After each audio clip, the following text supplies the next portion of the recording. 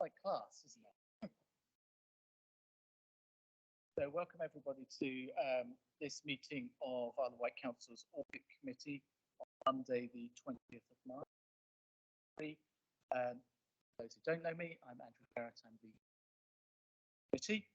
We're not expecting any fire alarms this morning, so if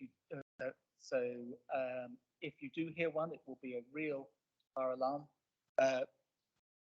Evacuate the building via the nearest safest route, which is through those stairs, door at the back of the building, walk across the inner car park to the evacuation point, pavement opposite the police station. Remember, of course, that lifts can't be used in the event of an emergency and not to re-enter the building until your advice it's safe to do so by a member of staff. Also, I just remind you all that this meeting is recorded, and I'm sure we've got a large audience watching us already. So you'll all behave yourselves, just as we were last week in full council. First things first, apologies and changes in membership. First of all, I'll acknowledge the change in membership. So Councillor Churchman, welcome to this committee. And we'll acknowledge that you're replacing Councillor Price, isn't that right? So, and just to acknowledge his service on the committee in the last couple of years. Apologies, I have had an apology from Councillor Peace that he will be about half an hour late. Otherwise, I think we are all present, apart from, of course, that there is an ongoing vacancy. So we hope that will be at some point, certainly by May's annual council. Next item of business is to confirm as a true record the minutes of the meeting held on 28th of November 2022. We were just quorum at that day, so those of us who were present. Do you have anything to say about the accuracy of these minutes? Otherwise, is the committee content that I sign them as a true record? Thank you. Just a quick show of hands to confirm that. Thank you very much. I'll sign those now.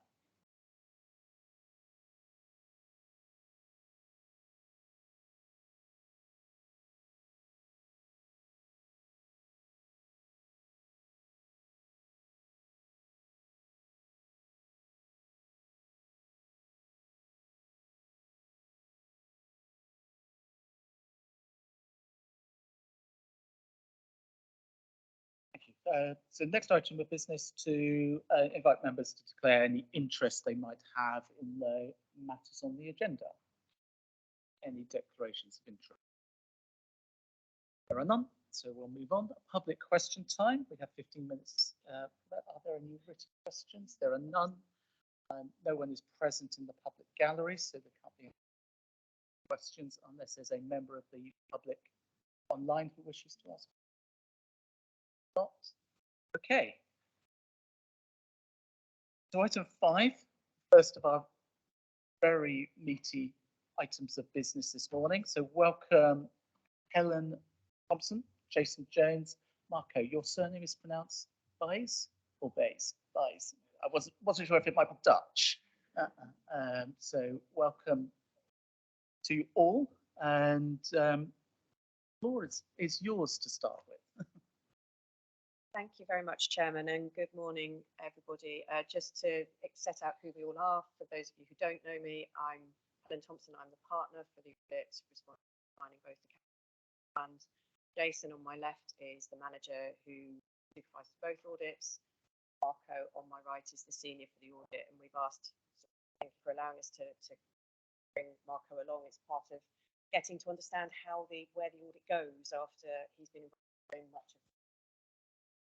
So, Chairman, what I was thinking is that we'll cover item 5A, pause for questions on 5A, and then do 5B, if that's okay with you. We're going to assume that everybody has read the report in detail and that you've got questions. If you've got questions, you'll ask us that. But we've helpful just to summarise where we have reached in terms of the status of the audit. Obviously, we produced this report on the 8th of March for papers, so audit work continued since then, and Jason will take you through the updates on work outstanding of how close we are to completing in terms of both the council and pension fund. It's been if I put it in a summary terms to start off with, it's not been a straightforward year. We've obviously delayed with the agreement as the start of the audit. So we've started back end of 2022. And I would like to record thanks to the finance team and to the wider officers of the council for the cooperation that we've had, because actually we've started late, which is never easy because you're then doing the responding to audit time would you necessarily do so. But I think actually the audit process has run smoothly. So my thanks to everybody, but in particular in terms of taking this on and there are elements that we still need to complete, so we're not in a position to finally confirm, but the indications are that we issue financial statements subject to the resolution of outstanding matters. One of the other complications this year was obviously linked to accounting for infrastructure assets, and I'm sure Jason will touch on that. The work around that is largely completed. Just to throw auditors and practitioners a curveball right at the very end, we've had the new triennial valuation from the pension fund, which as of Tuesday last week, I thought was going to cause us a potentially further delay. On Friday, when I took a day off, it all changed around and it looks like we might be in a better position. So that is yet to be confirmed, but hopefully seeing out the outstanding matters. That's probably all I wanted to say in terms of introduction, but I'll hand over to Jason, who will take you through the outstanding work, change to the figure for one of the differences, and the significant risks that we've been. Thank you, Helen, and Chair, I'll be taking members through the status of the audit section on page 16, and then also running through the of audit page 18. A summary of the risk areas, how we performed and our conclusion. So if we start on page 16, made good progress since we've issued our report. So in terms of the outstanding items listed on page 16, debtors and creditors, we've completed with no issues identified. Similarly, for assets held for sale, we've no issues identified and we've completed the work. 14 items in expenditure and the 19 items in income, that's also been resolved. Done our testing, it's just subject to review. On the reserves and the cash flow statement, we've just got 2 minor queries outstanding, but we've not identified any issues to date. And then testing on grants is also complete. So the only remaining items from that list is the property valuations relating to the 2 properties where we have outstanding queries on, which the finance team is looking at this week.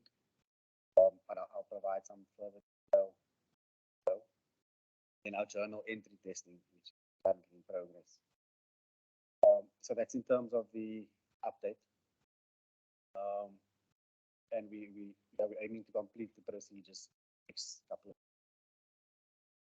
of then next I'll take members through the areas of audit focus on page 18.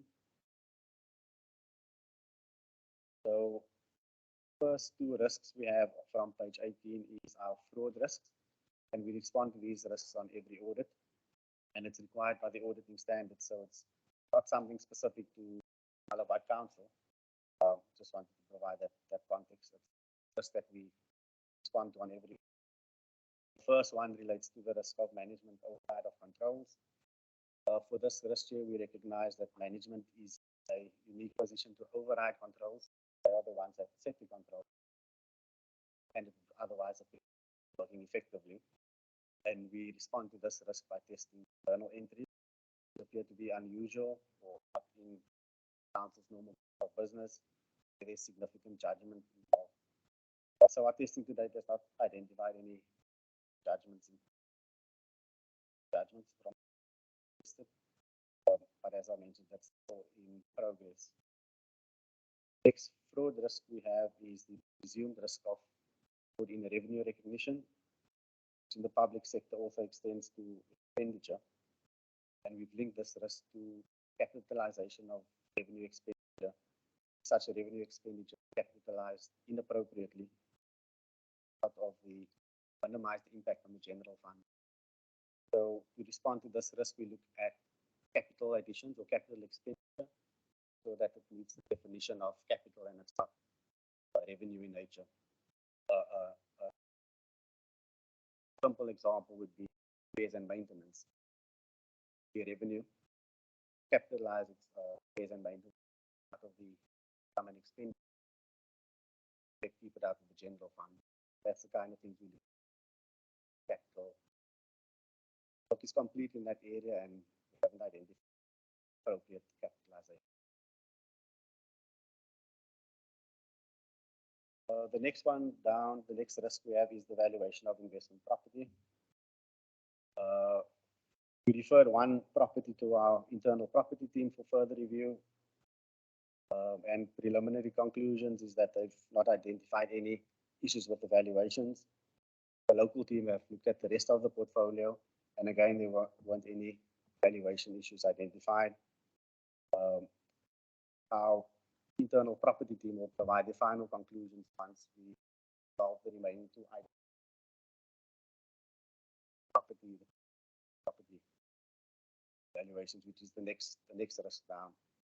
In terms of the valuations for operational property, plant, and equipment, there's two main categories that we look at in terms of valuation methodology. One is depreciation replacement cost, DRC, and existing use valuation. On the DRC assets, completed our work and no valuation issues were identified, no misstatements. On the EUD assets, that's still in progress, but that's relating to the properties we have outstanding. One being Fairley Road, the land at Fairley Road, and then the Forest Park site. So we've had meetings with the council's external valuer, and they needed to revisit the valuations. So working through that additional information and the new information coming through, and our final conclusion was updated valuation.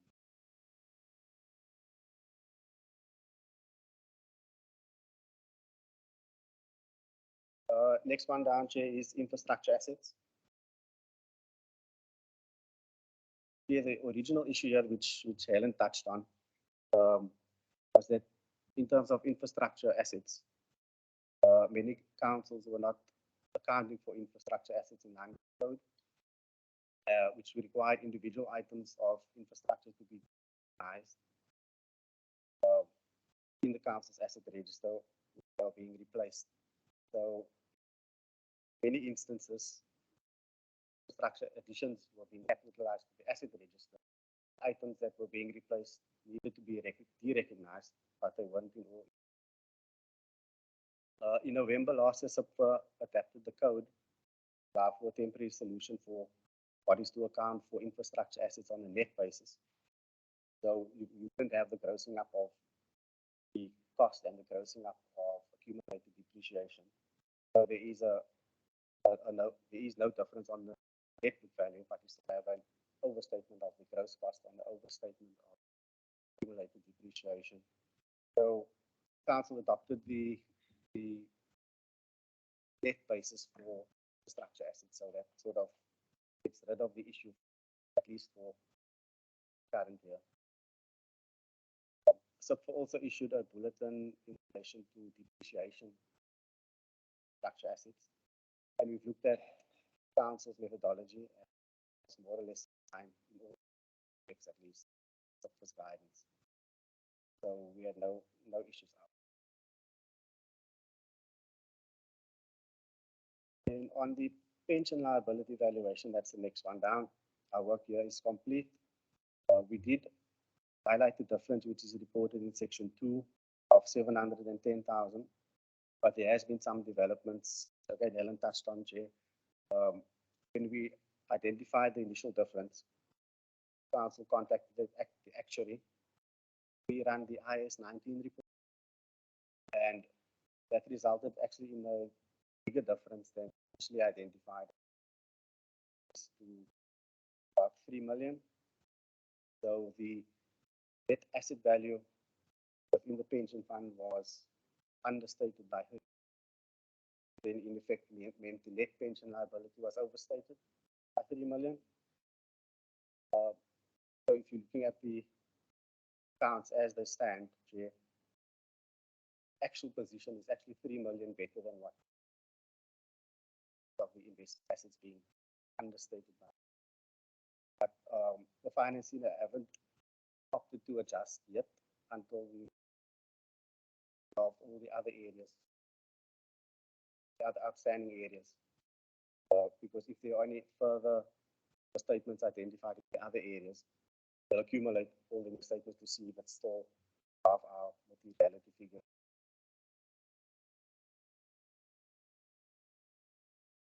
Then we have PFI accounting.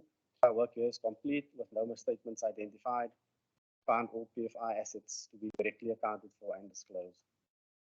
And then lastly, on going concern, we've completed all of our procedures and we are satisfied that the going concern assumptions remain appropriate and disclosures are sufficient. And I'll pause there for any questions. Thank you for that. Colleagues, any questions on Councillor Redrow?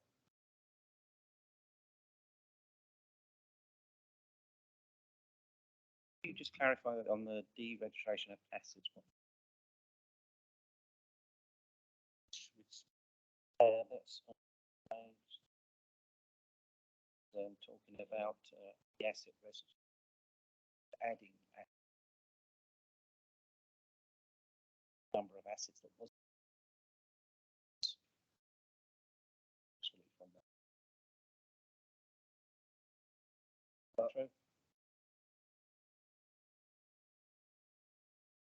So with infrastructure assets,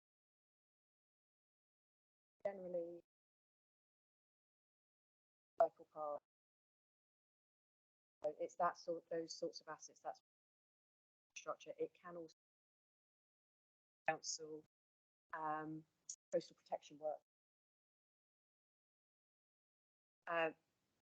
Isle of Wight Council, along with, it has to be said, almost all other upper tier authorities were not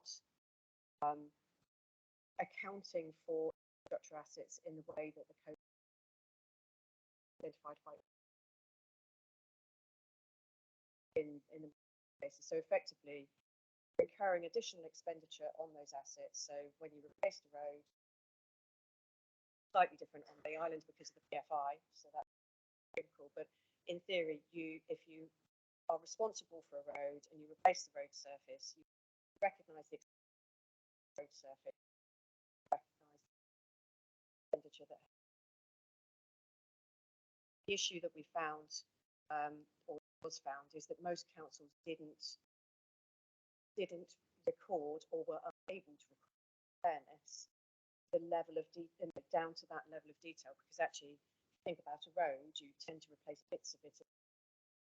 So how do you define this particular element of a whatever number islander? So I can't pick a road number.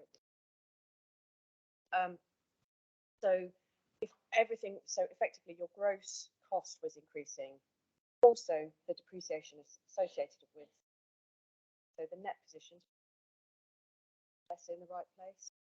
However, it wasn't in a road. It's going to take some time. It hasn't.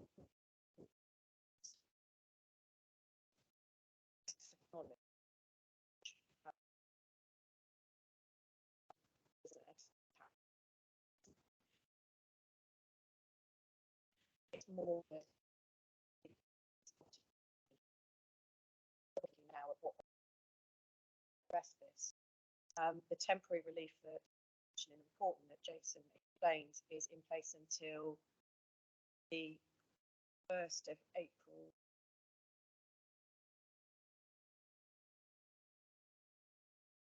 So have a temporary solution that will cover 122 23-20. So in the report, we also recommend that the council start to ensure that our fixed asset potentially within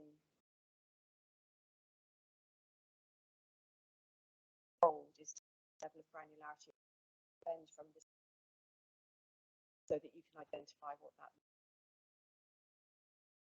respectable. I doubt that SIPFA practitioners would like this to go effective, and that would be significant.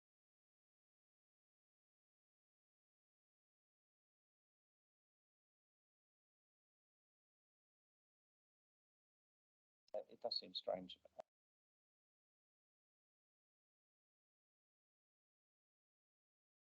You're just changing the surface. Anyway, thank you. Councillor Church.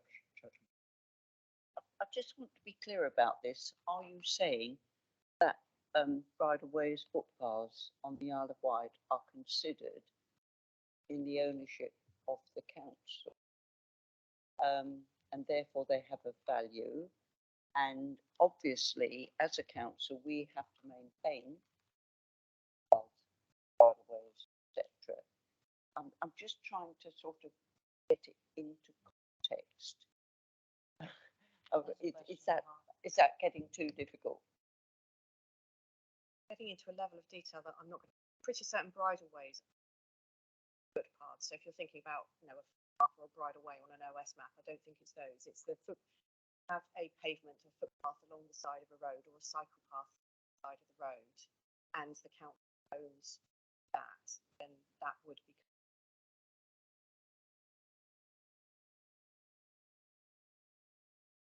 Councillor.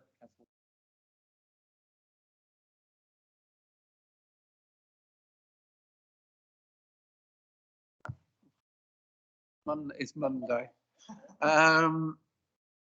You said in your introduction to some very key words for me. One, you said you were heading towards unqualified accounts, which after running organisations for nearly 40 years, that was always a good sign. It was always a bad sign if you said the account was going to be qualified, ran to the hills. But unqualified accounts. So my first question is, can you just give a little bit more meat on that comment, and also a better position? And what does better position mean? Asking me to remember something that I'm not sure of the context of that. In terms of an unqualified opinion, Councillor Lee, I'm not quite sure what else I can add. It means that we will have completed our work as reported in this report, and we have no issues that would lead us to or to have any form of else. So we're happy that the accounts present a true and fair view of the council, subject to the completion of the areas of work Jason mentioned. So we have the two queries outstanding on equipment, Fairley Road. I think it is Newport terminology. So subject to that, then we're happy that the accounts present a true issue. And in terms of a better position, I think I was referencing the fact that we're in a good place now compared with where we were about a week ago, when we thought there was something potentially that could delay the signing of the account, and we don't think that that is the case now. I think that's what I was referencing. Thank you for clarifying that, because I thought better position was more for the accounts looking much healthier than perhaps we anticipated. Thank you. I know you're saying an unqualified opinion, but I think it might be helpful to briefly explain what a qualification would look like and mean for us. So, if we were to qualify the accounts, most common for qualification would be where we would include emphasis matter. And I think that years ago, they have included an emphasis around the valuation of property because we were in the middle of COVID pandemic at that stage. Obviously, the pandemic really, what the approach, but in my head, I'm thinking it's on count back end of the 2019 financial year, and there was started to be some challenges in terms of valuation. So obviously there was some instability in terms of market valuations, and I think, and I cannot remember. I have to go back and look. Would have included that year potentially because the valuers themselves were putting material uncertainty in valuation. So effectively, what the valuer was doing, saying, "This is what we think the value of your property portfolio is worth. However, there are things that we don't know about that could this valuation, and therefore we're in potential material uncertainty." We then reflect on that as to whether that's something we need to. More commonly in corporate bodies, not in public sector bodies, you may get an emphasis on material uncertainty around concern. That is not something that is common in the public sector because there are various mechanisms in place, but effectively service provision would all continue necessarily with the entity under audit. So for example, services that someone was, so that's slightly different. If I go beyond that, then you're getting into sort of limitation of scope territory, which I would hope we would never reach. So, so that might be. I've done one of those opinions once before, not on a local government body, but on a public sector body. And that was where we could not find the information.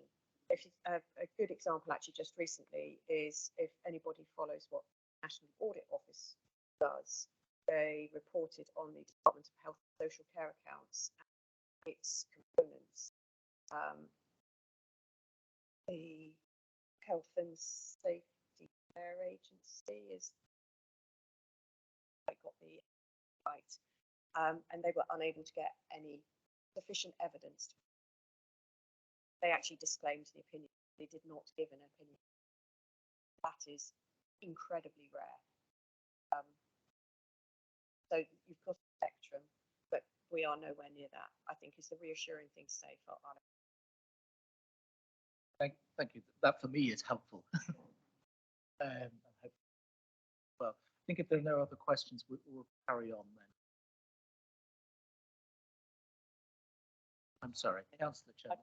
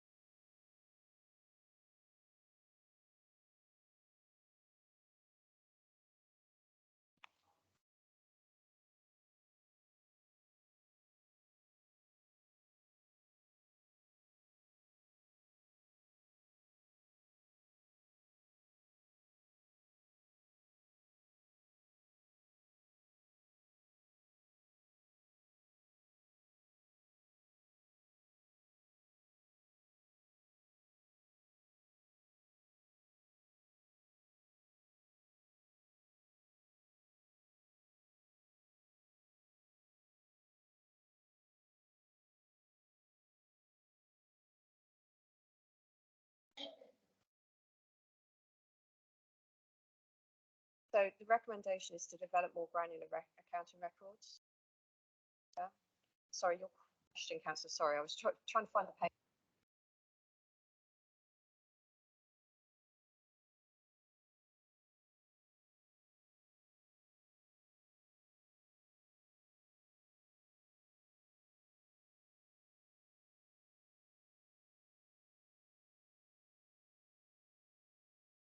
So the recommendation is strong, and yes, you do have to follow it, but there is probably a caveat in terms of we all want to wait and see what the new CIPFA code will say. In terms of how much work it would be, I'm probably best handing over to that. In terms of it being page 17, because we have two papers, the collated papers are numbered differently from the individual reports.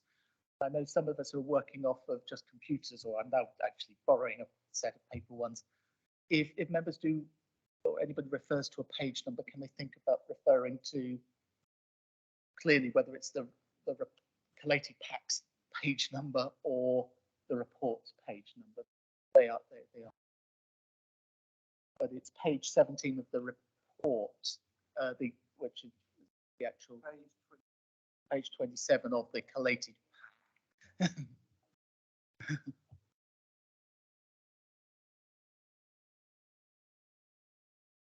Yeah, I think in relation to that point, we obviously will work on infrastructure assets. As Helen said, we're waiting for the guidance in order that we do the right thing rather than do aborted work. So we are aware that there is something we need to do, but we just need.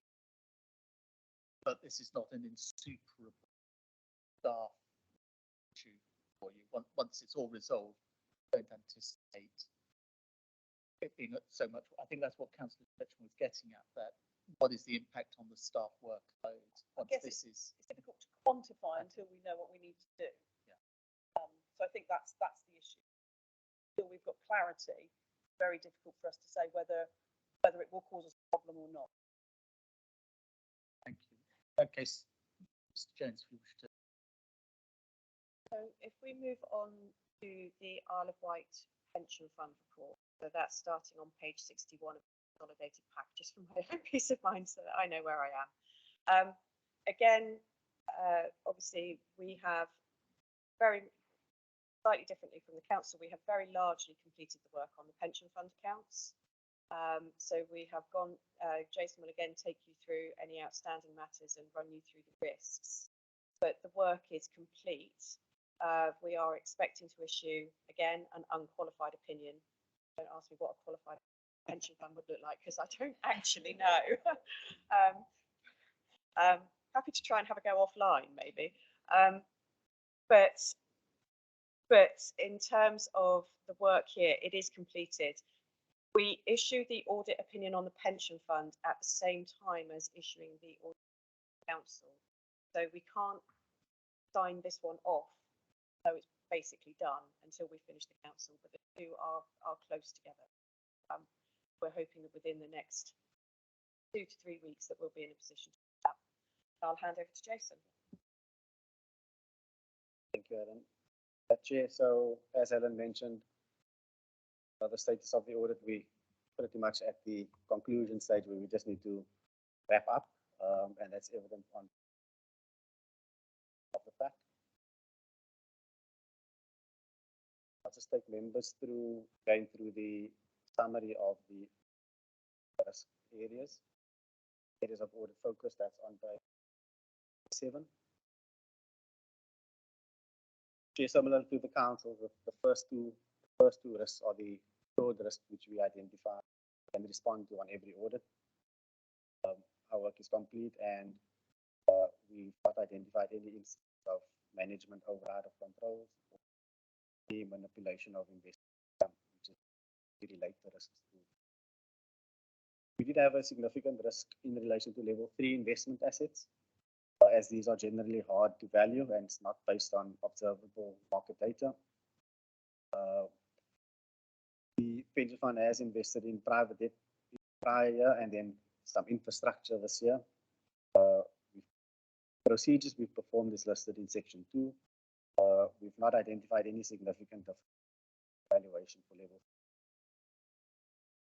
We also audited the going concern disclosures, and we were satisfied that the disclosures were sufficient and adequate. The pension fund does have a large proportion of highly liquid investments which can be converted into cash if needed. So there's no going concern or liquidity issues at all for the pension fund.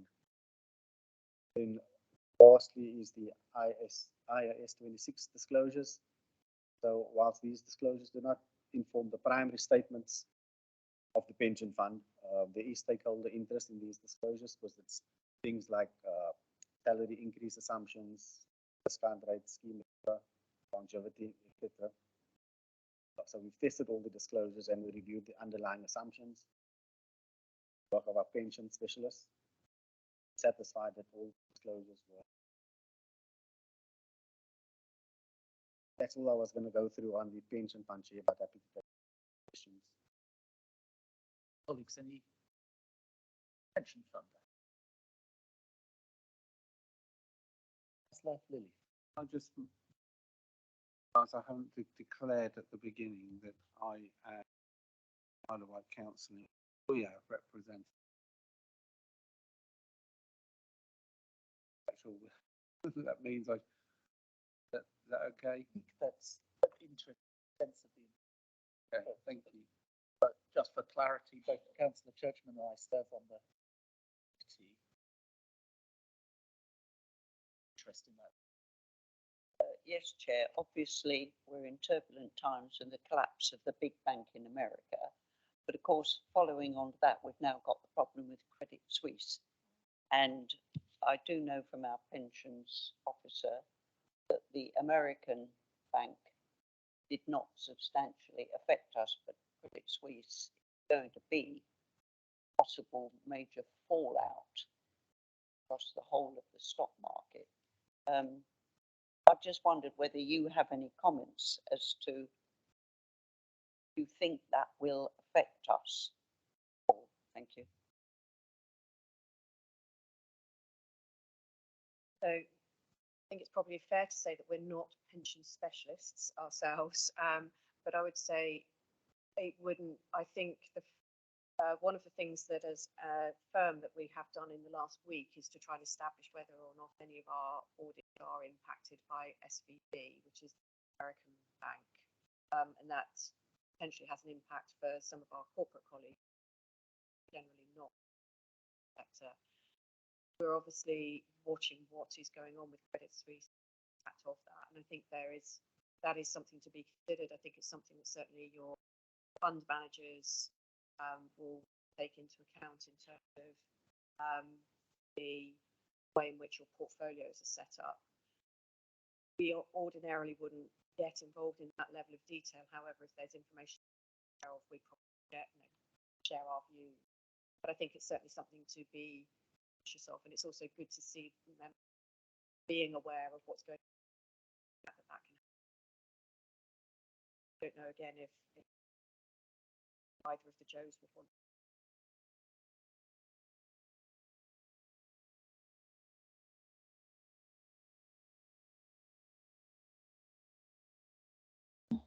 Thank you, Chairman. Thank you, Helen. Thank you, Councillor Churchman, for the question. The fund has no direct exposure to Silicon Valley Bank. We did a piece of work the other day, and it's less than probably less than £15,000 exposure on a £700 asset valuation in terms of the exposure to SVB. In terms of Credit Suisse, again, no direct impact. We need relationships.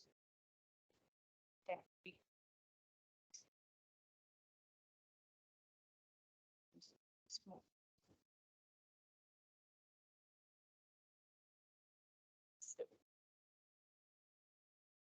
Impact on our assets as we.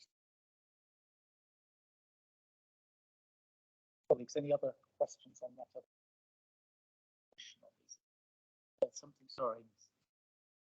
That in introducing council report, I thank officers for support. I want to just record for completeness my thanks to Joe and Joe for their support on one of our that runs smoothly. So we do very much appreciate that. So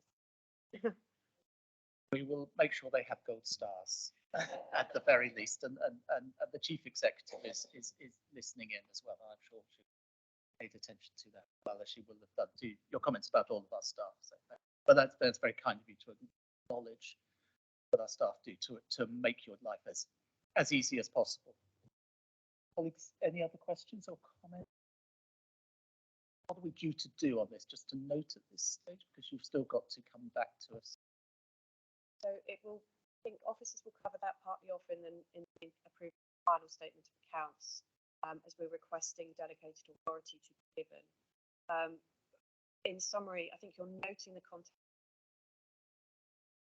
Our view would be, and subject to discussion under the next item, if there are no material changes, issues arising from the remainder of our, then we will update these reports and provide the chairman before he gives for signing the accounts, and ask for that to be shared with members so that you can have a final version. We will summarise the results of our work in your annual report. Effectively, you're noting this. If there are material changes, discuss what options need to be taken. We are not expecting that.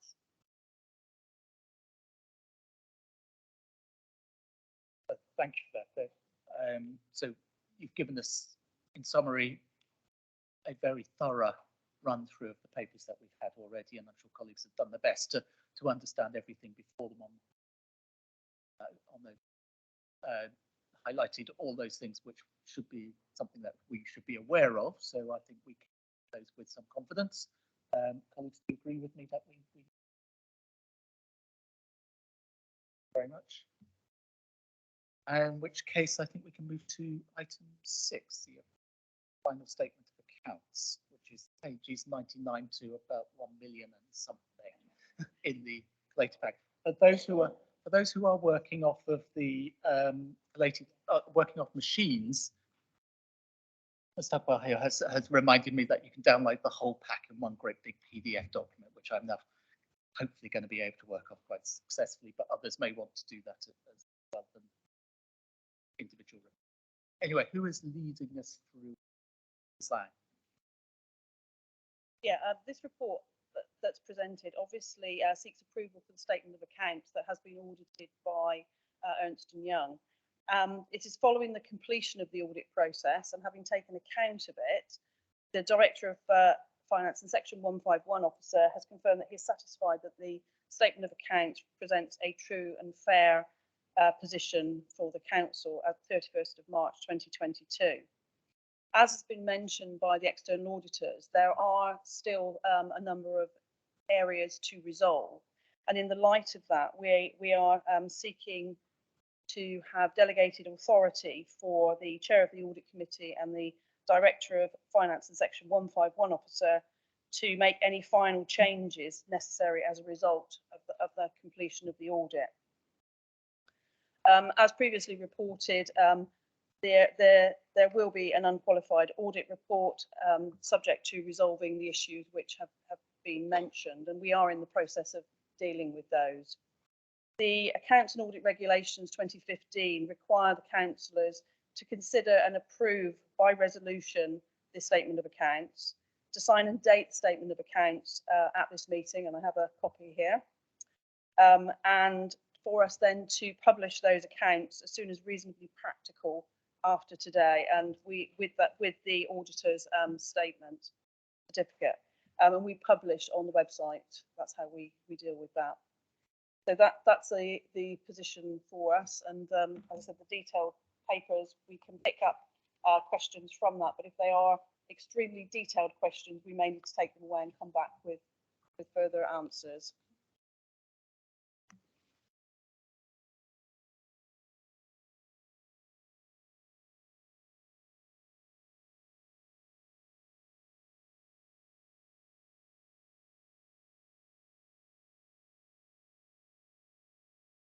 For those who are looking for that, that's on page 120 of your collated pack.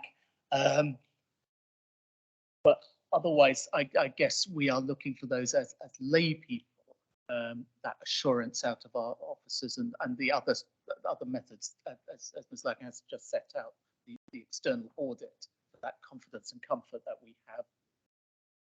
But colleagues, I'm sure you've got many questions, not necessarily on dinosaurs. Thank you, Chair.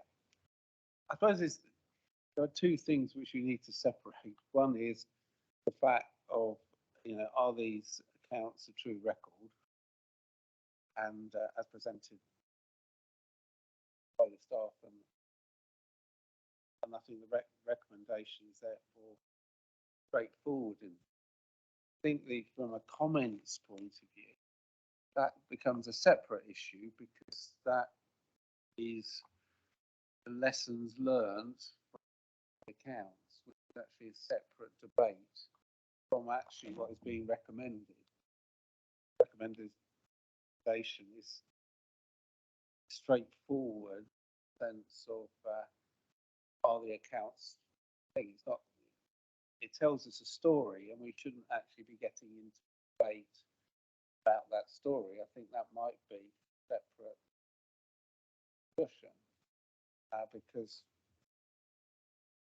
I'm the risk nerd. I would quite happily, get into debate about some of the reds and the risks, but actually, this is the purpose of this presented previously. Audit is should be looking at, are we happy to accept the accounts, true record, and that we delegated. I propose.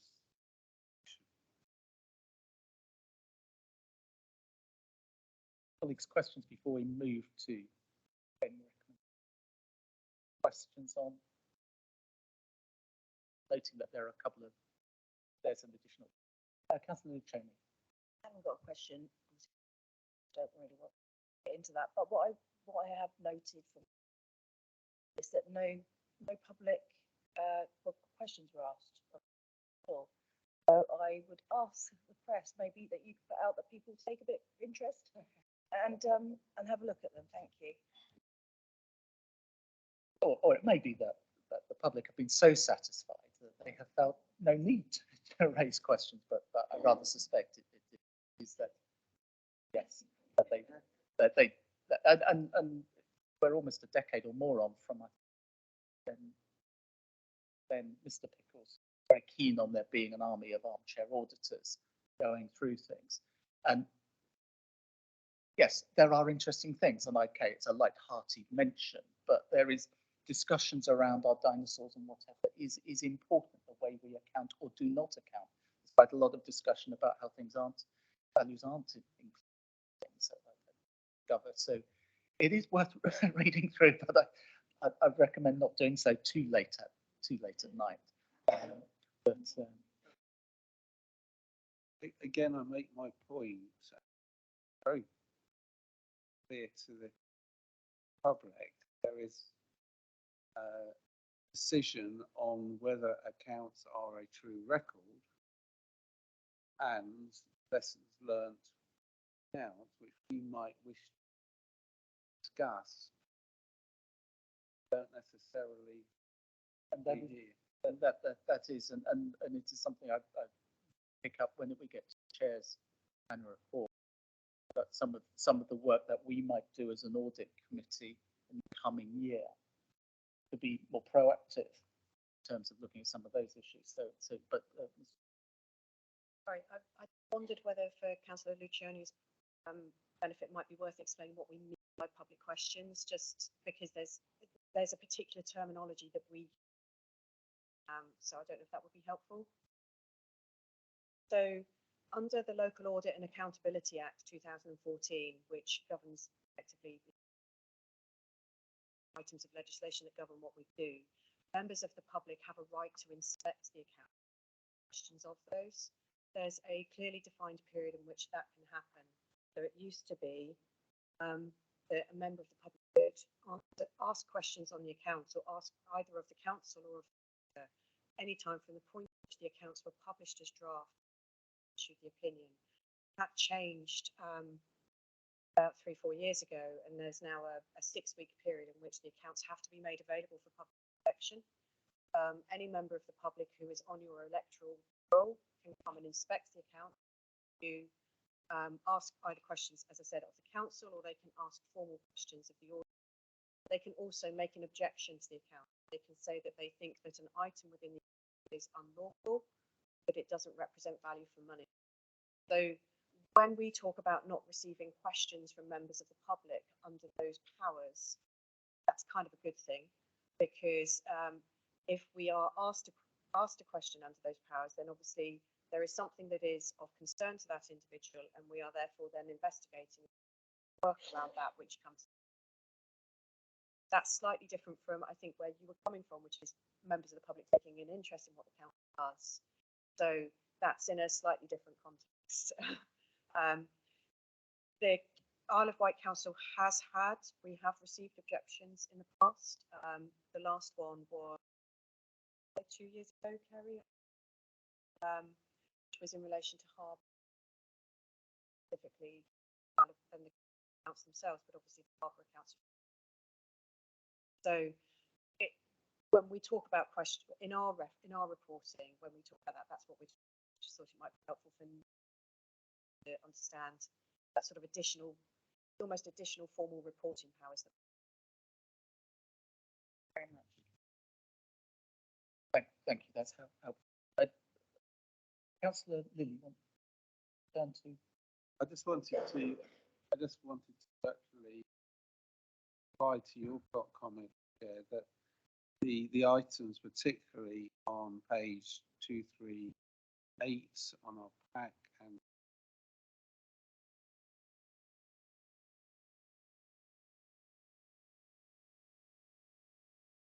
the narrative, right, that we should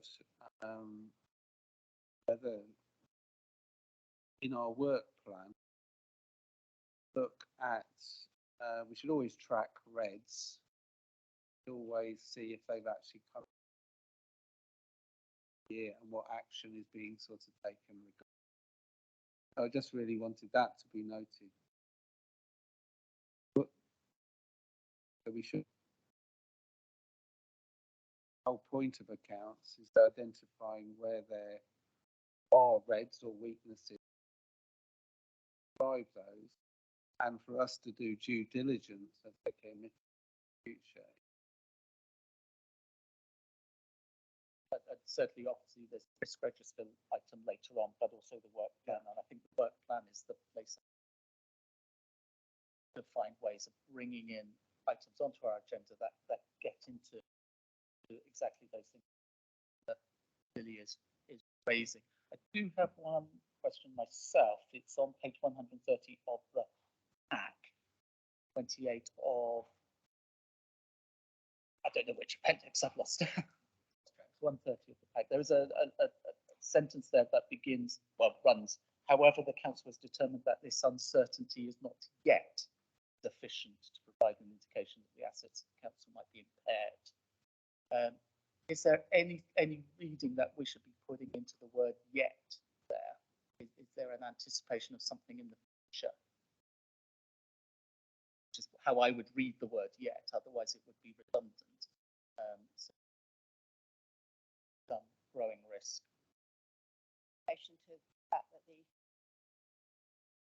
as such they are at this moment in time, there is no particular anticipation that there of assets, but we just recognise that the macroeconomic may have. That's helpful. We're acutely aware of the global situation that's going and will be on. Councillor Lilly again. No, I think that it's relevant that these actual accounts actually that was before the actual economic chaos of the Ukrainian war, decisions by our government. Comments on those comments are for another place. But it is right to recognise that we're kind of writing at a point in time. For example, there's a reference to Her Majesty's customs. Sadly moved on. A small way in which these are historic in some sense, even though we are dealing with. Is there any officer or colleague who would just further comment on this? Otherwise, Councillor Lilly has placed the motion that we accept the recommendations as set out at items 3 and 4 in the.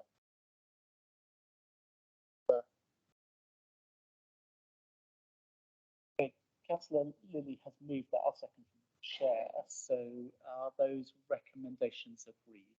No. That is unanimous. Dawn Lang has promised me that she won't let me leave the room till my signature is on the appropriate pieces of paper. Thank you. In which case we can move to item 7, the annual governance statement. Debbie Downer, Ms. Downer. I'm going to take the item. Chair, may I also make an introduction before I talk about the AGS? I introduce Emma Bruce to the committee. Emma is the transformation manager within organisational intelligence. If I can't make the meeting, Emma will come and present the report. Thank you. Okay. Thank you, Chair. You will be aware already that this report has already been presented and agreed in principle at the meeting in July. At that time, we were unable to formally sign off the report as the external audit was still ongoing. The report remains the same and there have been no issues brought to the attention that would change the content or the internal audit statement that sits with it. When agreed, the statement is signed by the Chief Executive and leader of the Council and is put on the Council web pages. Recommendation is the Audit Committee content of the draft annual governance statement and confirm that this is the final version for signature. Answer. Colleagues, do you have any questions on this? That's done as explained. We saw the draft some time ago. The only thing I'd note is we refer to the town and parish protocol, and of course we do have a community council where my interest as vice chair of that community.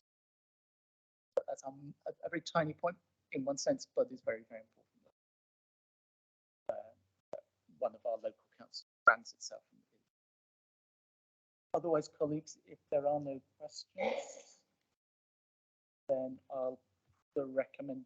Oh, I thought I saw a hand for a moment.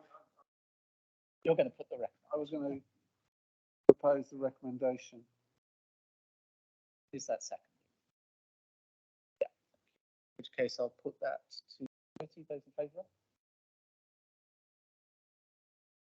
Thank you very much for your work on that. We've had some discussions outside of these meetings as well, haven't we? Although that was some time ago as well. Yeah. Thank you. Okay, so we'll now move on to the internal audit progress report, which is page 271 of the collated pack. Have Lizzie Goodwin and Geraint Newton wish to introduce anything on that? Good morning and thank you, Chair. So the progress report is the usual format bring to this particular committee where we narrate any completed since the last report. There is nothing that's significant. There are some movement, but that's captured. At this stage, if you have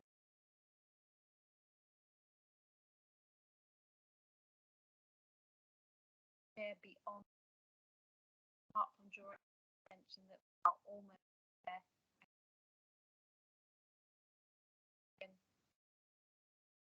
Back to say.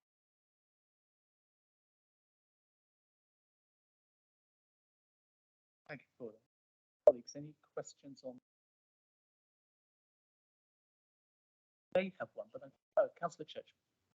Do have. I'm not sure this is right. I'm new, so you'll have to excuse me. But I get complaints fairly often about the size of print that we use or any form of leaflet that the council produces. And I've been asked on many occasions, could this be raised? We're producing 10 and 12 point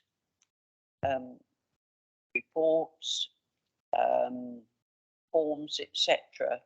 And we have quite a lot of partially sighted people on the Isle of Wight because of our demographics.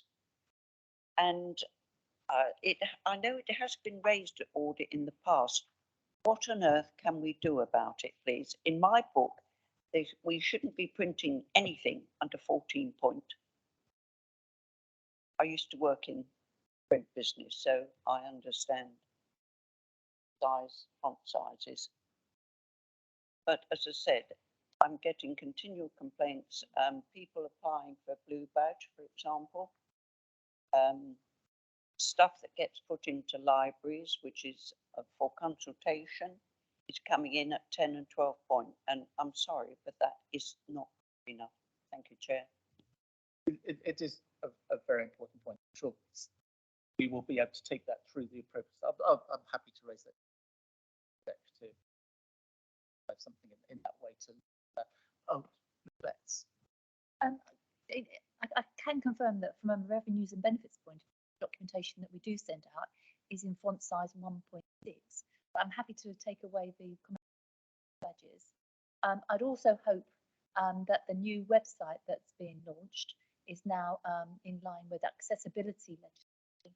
So I believe there will be some tools there that will actually enable people partially sighted to increase the prints.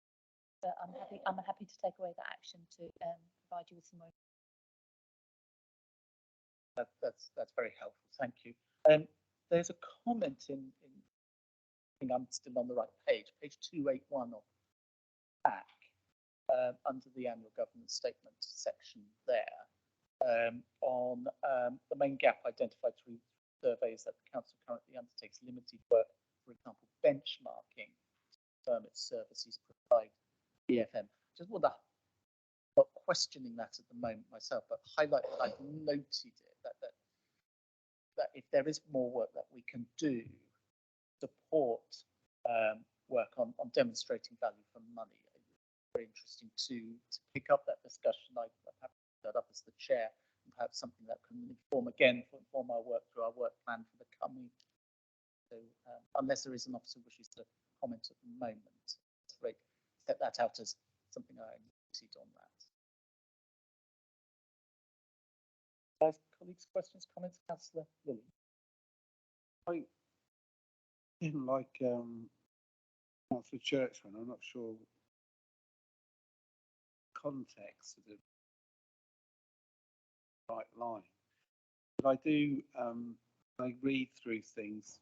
Always trigger words to me that sort of worry me. So on page in the pack 290, and then I think it's page 18, and also page 16, page 288. The first one, I'll do that. Sorry, should have done that order. Any mention of dolls, right? Always puts my hair at the back of my neck, because I remember in the past where we had a huge number of dolls, separation of this, which actually had huge financial. I know that they have been decreasing, so it just says here suspended, provisionally rescheduled. Can we, obviously it is a subject which does have serious consequences, particularly also as the Vice Chair of Scrutiny. And then put it together with the other one, the leisure centres, page 18, suspended due to change in service range. We are in a situation that we again having quite a terrific loss. The reasons being because of COVID, etc., on our leisure services. Something that was part of our budget. So there are two items that I would like this committee to get a comment about that. Is suspending worries me. Thank you. Thank you, Chair. And in actual fact, would it be better using the plan that we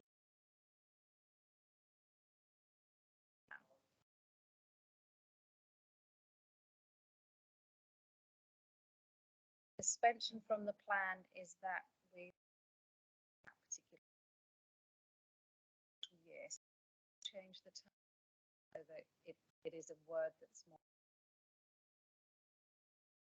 in relation to why we have taken them out. Actually undertake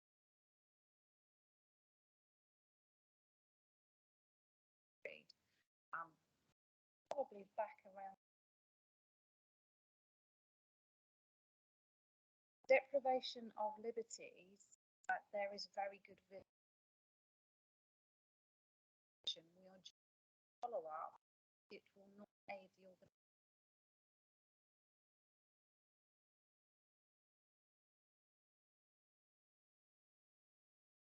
That we internet aid update.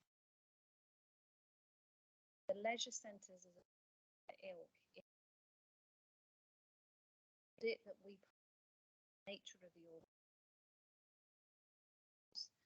make up leisure centre and it business has not really gone back to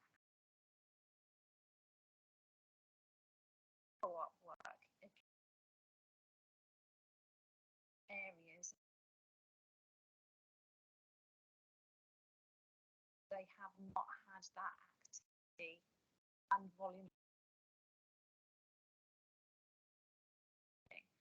Both of them really being bounced into the A because it's and B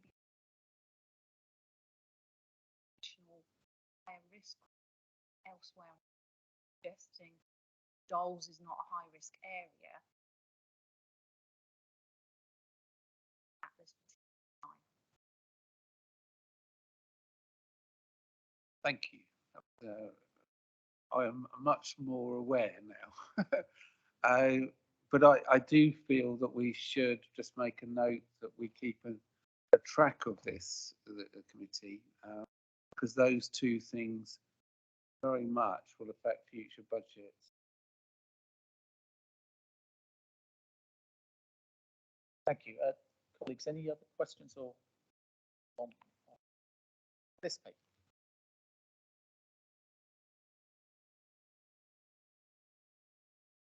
Case we are to note.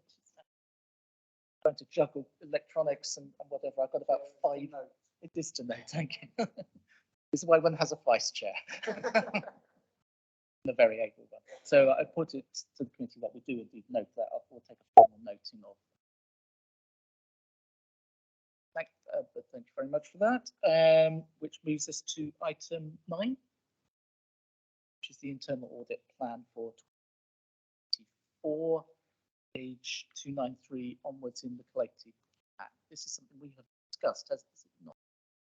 Just let colleagues know that this is one of the aspects of being the chair of the committee that I do have quite a lot of discussions outside of the committee with various officers. Some of the ones I've had a conversation with. I want to highlight anything particular to us. Yes, on an annual basis. What we need to audit across for the last 3 years, we have been particularly fluid.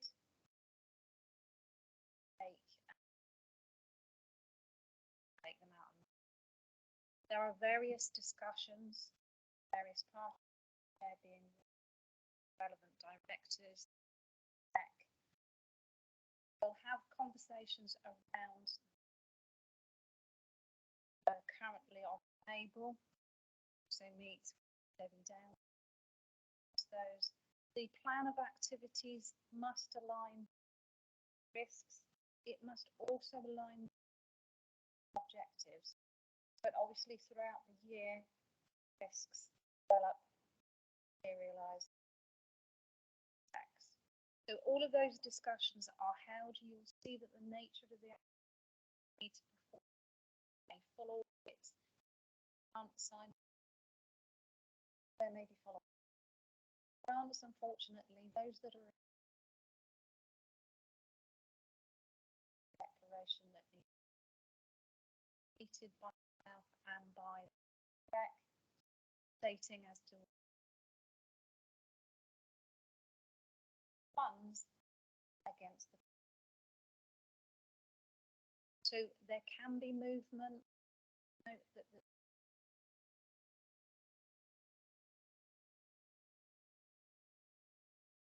these are particular areas that we've months. If you have significant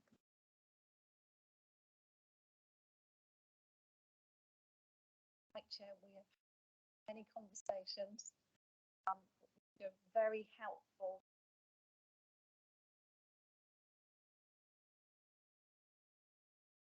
Chair. Thank you for that. And one of the reasons I identified that is last week or the week before, I had a very interesting discussions, both stroke sort of questioning with the external assessor, is that the name? And that was one of the areas of our discussion, the extent to which as chair, as well as the audit role in setting our priorities for the coming year, to sort of flag that up, that these are something that's of interest. So that assessment takes place every 5 years, something like that. So it is something that's tested of us, and it might be something I return to it briefly when I does my annual work. But anyway, colleagues, got this for us. Are there questions upon it? Lily. Some questions, but just to clarify that certain things. Glad that they're actually in them. Particular venture key. Had quite a lot of discussion about in public, and I think that is on this. I also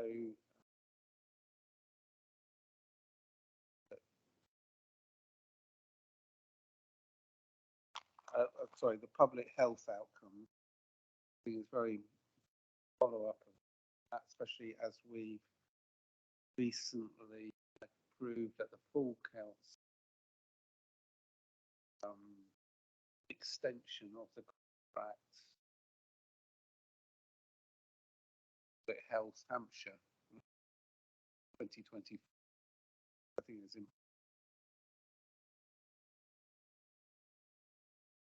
And then important issues like homelessness. Is something that as a council concerned with. So I'd just like to, on that, recommend we approve the plan.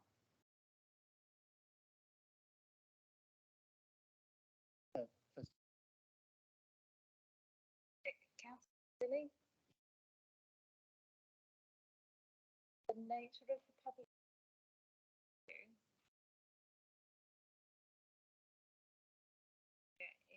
technically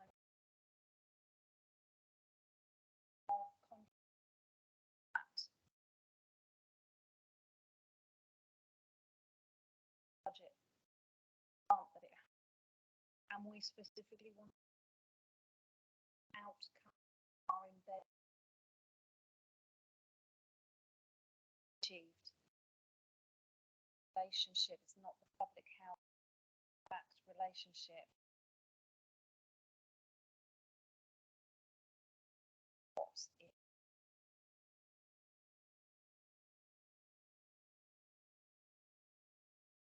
That makes sense.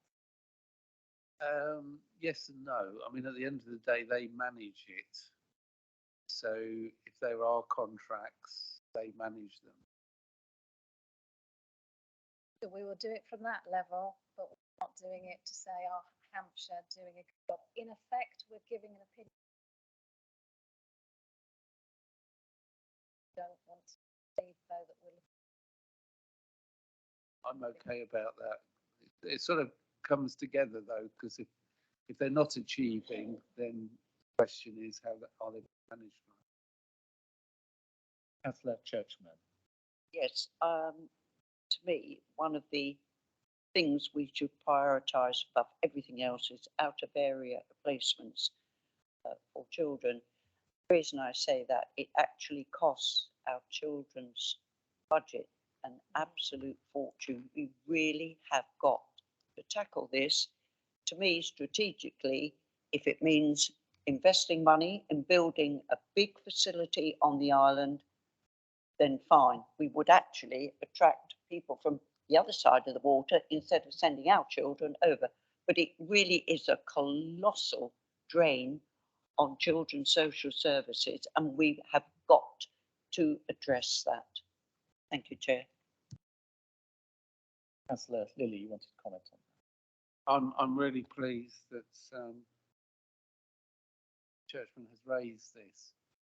And I do think the question, I suppose, yeah, is that we do need, I think, in our work plan to find some alternative how we can reduce sort of costs, because that cost is increasing even more. Because one of the things with particular out of area placement is there is statutory responsibilities, and we have to send staff to as far as, I think, overseas in some cases, or to Scotland definitely, to actually on a regular basis social workers have to travel over, and actually that piece of water is very expensive, and our costs are higher than most other local authorities because of that, and we should somewhere be discussing seriously out of the box basically how we can reduce in those costs.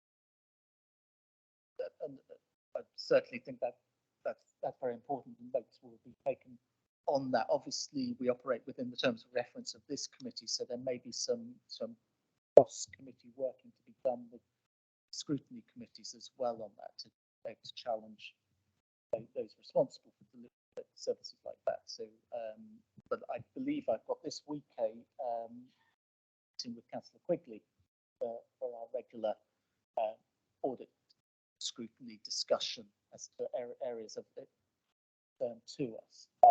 But certainly within our terms of reference, where referencing value for money, as I've commented before, there's certainly some scope there, I think. I note also, come back here. That is also to do with procurement, and a lot of the providers, we have no choice. And so the procurement in its, I've got the word, but is sort of suspended as it were, that word. And actually that is the thing. It's a gun to our head from a lot of providers when it actually comes to placing. Should not, any authority should have a gun to it.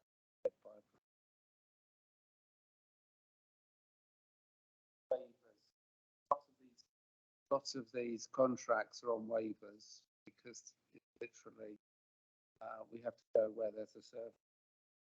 Indeed. So, feels like we're building up quite a work plan.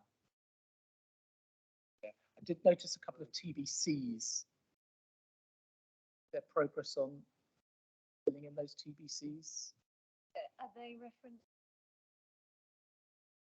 One is to projects, one is contract. It's healthier for us.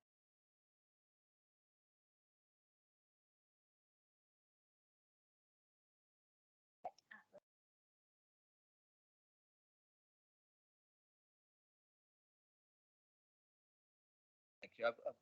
I think I kind of knew that, but I wanted to bring that point out just in case anybody was looking at our reports and asking if allowing something to still be undetermined.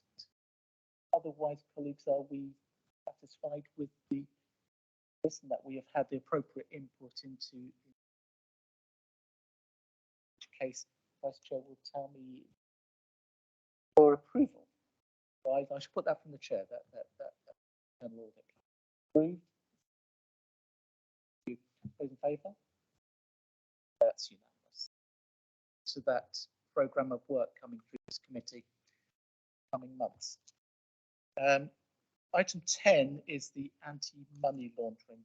See page 311 in the collated pack. That's yourself again. Apologies, Chair. The anti-money laundering policy has been reviewed. It is good to recheck as to requirements. Can I bring to your attention a very small error? I just want to correct because there's a monetary value. It is page 5 of therefore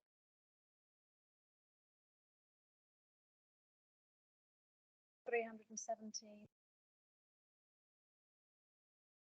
The last bullet point, which states all payments to the council accepted in cash that exceeds, should not be 5. 10,000.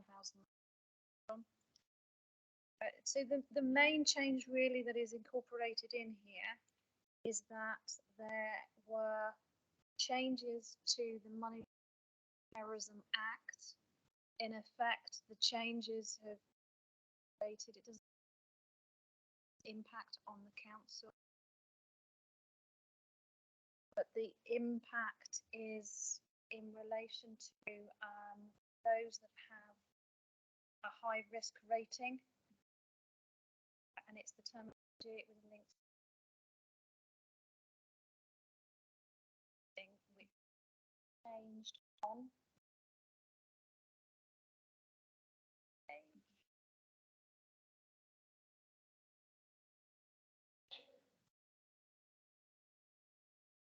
reference to a March 2000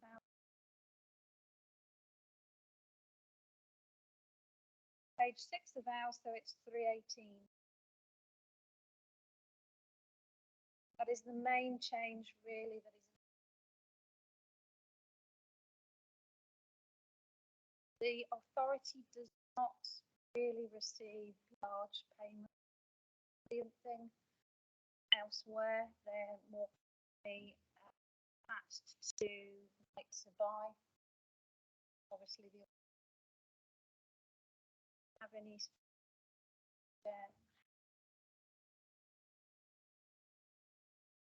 document. Thank you.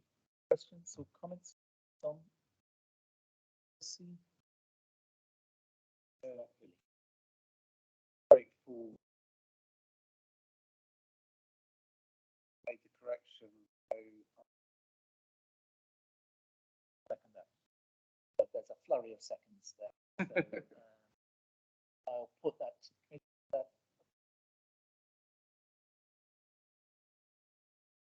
Thank you for that. And that moves us to item 11, Treasury Management Strategy. That's page 3.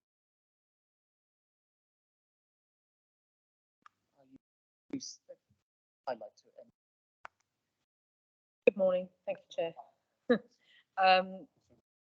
I won't go through all the detail in the report. I just want to highlight a couple of things. The first thing is I've spotted that there was an error of a date on page 355 pack. The heading states February 2022. It's actually February 2023. It's giving you the economic forecast. So apologies for that. Spotted that when I was doing up my notes for this.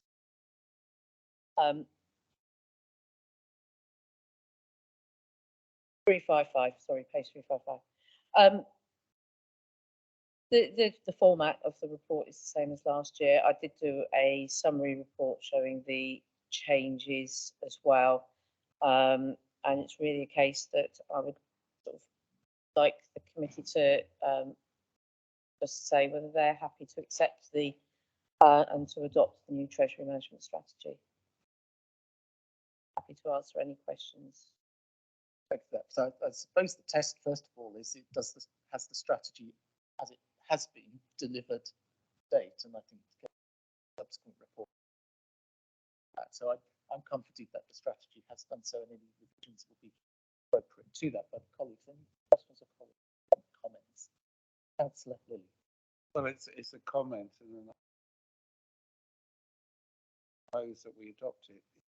Simply that we have followed the progress of Treasury management over the last year and have had reports that there's been incredible improvement. And in fact, some very good Treasury management in more money. So sort of we shouldn't ignore that. So actually, my view is obviously the Treasury management strategy has been working, and therefore I propose that we adopt strategy for 20. I look for a second.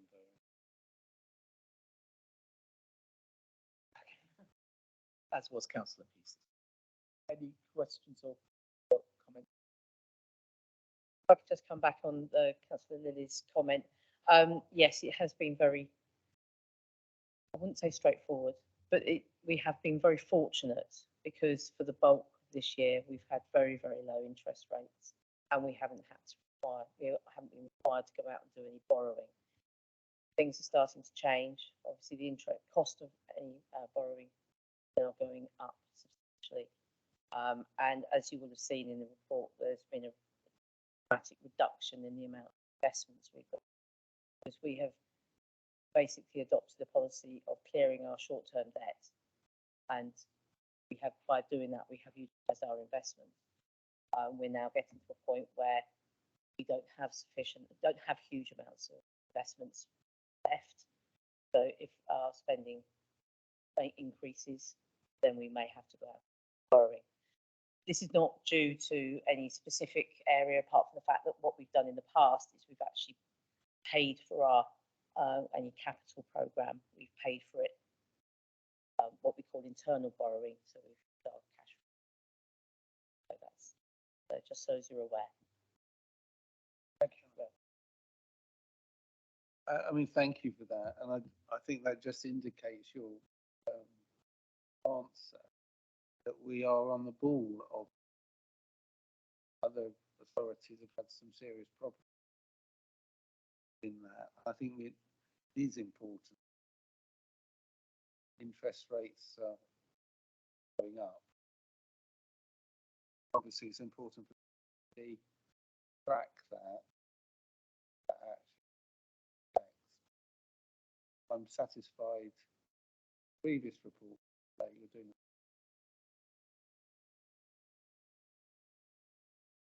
Councillor Churchman. May I ask a question, Burnt Young? Where do you think interest rates will go? Do you think they will go up again? I know it's a crystal ball, but you as an organisation are in a far better place to judge what might happen.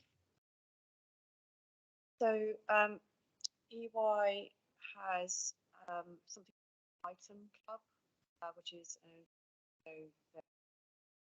economists with votes. And I'm not actually sure that we invited phone call to joining in and listening. From the last update, and I'd need to go back to check, but I think the general feel was it's more or less reached its peak, and which I think is generally in line.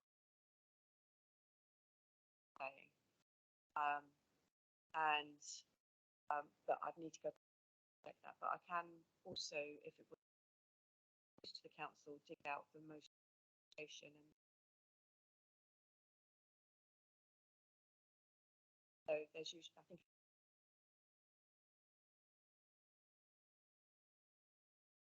That would be helpful. I think that would be, yes, certainly to have sight of it and judge. Dig out the last options and Just to let Councillor Churchman know, Arlene Close, our investment advisors, they're forecasting one more hike to 4.25 in March, but they think that's as far as it's going to go. They think that's going to plateau there. This in line with some reading I was doing over the weekend, because I'm doing some very forward planning on my mortgage late next year. So.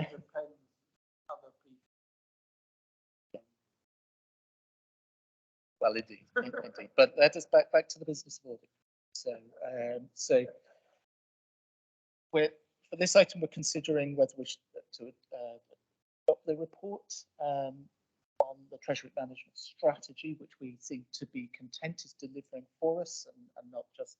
I would hope that the people of the Isle of Wight who make note of what's being delivered that way, it is delivering for them as well, because of this is our delivery of services. So, but are we content to adopt that report? Show of hands, that's very much. Then we have the Q3 Treasury Management Report, which I think we all slightly alluded to anyway. Yes, thank you, Chair. Yes, the third quarter Treasury Management Reports. Unfortunately, get two of them this time round, so I'm sorry about that. The format of the report is very similar to previous reports, so it's sort of easy for you to compare them. There is a sort of a little bit of an economic conditions element in it from Arlene Close, who provided a template for us, which is in January. But obviously, as you're all aware, there was a further interest rate hike in January to take it to 4%, which is over and above what Arlene Close had said in this template. Just to let you know, and sort of the headline figures. So at the end of December 2022, we had external borrowing of 1.86 million, 1.87 million, which has reduced by 14 million from the end of March 2022. This is both in short term and long term, and as I mentioned earlier when I was talking to Councillor Lee about this, we paid off another one of our short term debts in that quarter, but we've also been paying off long term borrowings. That we have got some long term borrowings which are coming to the end of their natural life, so we pay them back. We also have a number of loans that we have on what we call an EIP, or equal instalment in principal basis, so they get paid off regularly every 6 months. We pay off a chunk of the principal, so the amount we actually owe is. But obviously, we have also had a reduction in the level of investment. We've managed to continue to provide some revenue for the council. So we've got a forecast saving of, at the end of December, it was 1.7 million debt costs. So that helped the council's overall result.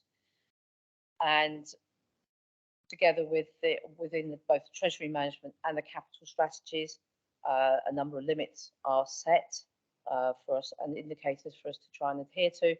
And I just say that we're really pleased that we managed to adhere to them all. We've managed that so far at the end of December.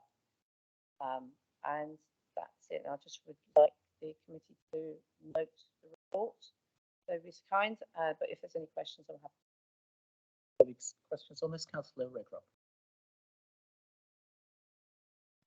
Joe, could you qualify when you use the terminology short-term and long-term debts? We tend to refer to a short-term debt as less than a year. So a long-term debt is normally anything over that. So normally when we get short-term borrowing, what we do is we go out to another local authority who's got excess cash reserves, and they are lending it out, and we borrow from them. But long-term debts, so far, we have only ever borrowed from the PWRB, which is the government, Public Works Loan Board. We've also got one, what they call a LOBO loan, which is a long-term loan. This is what they call lender's option, borrower's option. The way that instrument works is that every 6 months, the borrower can have the option to increase the interest rates.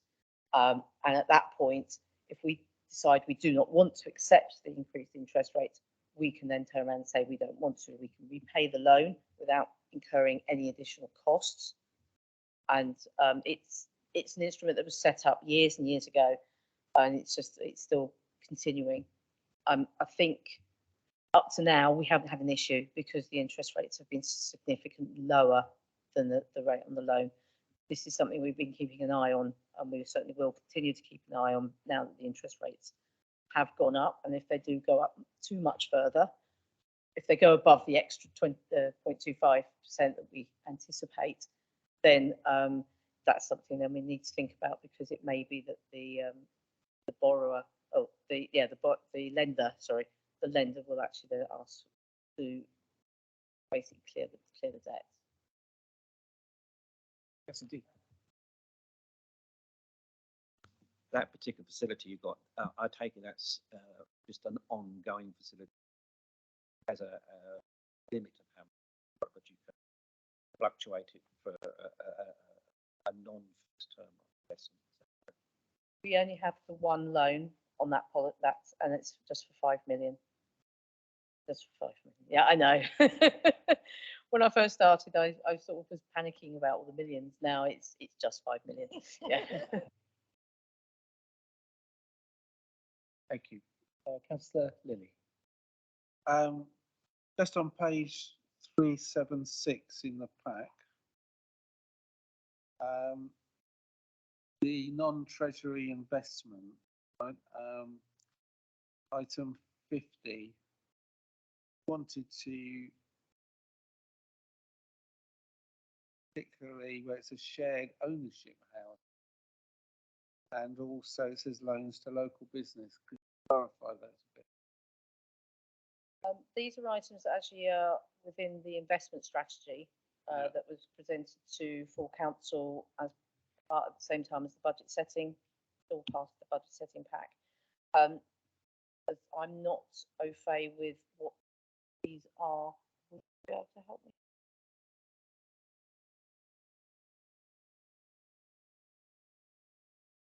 The council has a number of shared, so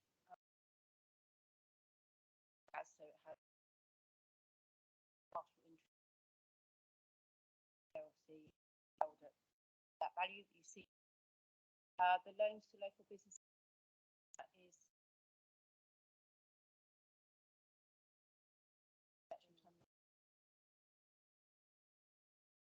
no, the